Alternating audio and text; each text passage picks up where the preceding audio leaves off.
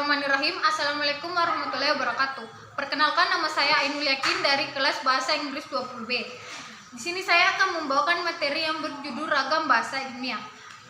Pertama, saya akan menjelaskan apa itu ragam bahasa ilmiah. Ragam bahasa ilmiah adalah bentuk bahasa yang bervarian menurut konteks pemakaiannya. Ragam bahasa ilmiah juga memiliki 5 fungsi. Yang pertama itu sebagai menyangkutkan berbagai bahasa di Indonesia. Yang kedua sebagai simbol kebangsaan nasional.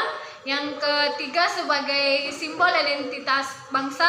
Yang keempat sebagai pemersatuan antar kelompok dan etis. Dan yang kelima itu sebagai alat pemersatuan adat dan budaya antar daerah. Dan ragam bahasa juga itu memiliki 4 ciri-ciri. Yang pertama itu ada ragam berdasarkan media, ragam bahasa berdasarkan standar, ragam bahasa berdasarkan penutur, dan ragam bahasa berdasarkan topik pembicara. Saya akan menjelaskan apa itu ragam bahasa berdasarkan media. Ragam bahasa berdasarkan media itu terbagi atas 2. Ada dibilang ragam lisan dan ragam tulis. Contoh dari ragam lisan adalah memerlukan orang kedua atau teman bicara, dan kesalahan dapat dikoreksi secara langsung. Dan ragam tulis contohnya tidak memerlukan teman atau teman bicara, dan juga tidak dikoreksi secara langsung. Dan yang kedua, ciri-ciri ragam bahasa yang kedua yaitu ragam bahasa standar. Ragam standar itu contohnya topik yang sedang dibahas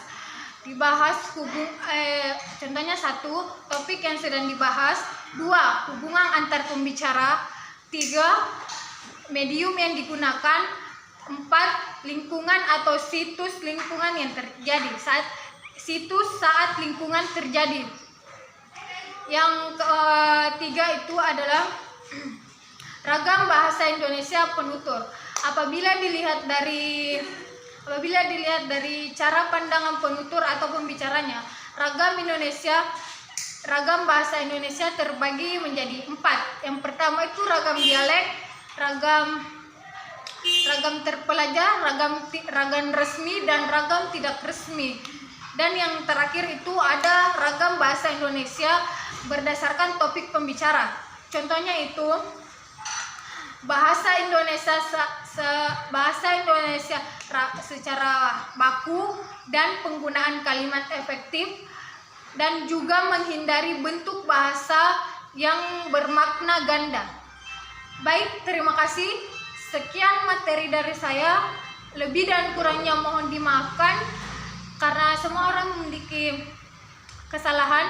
Jadi saya minta maaf jika materi yang saya bawakan itu kurang lengkap atau kurang jelas.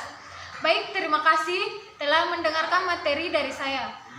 Baik, assalamualaikum warahmatullahi wabarakatuh.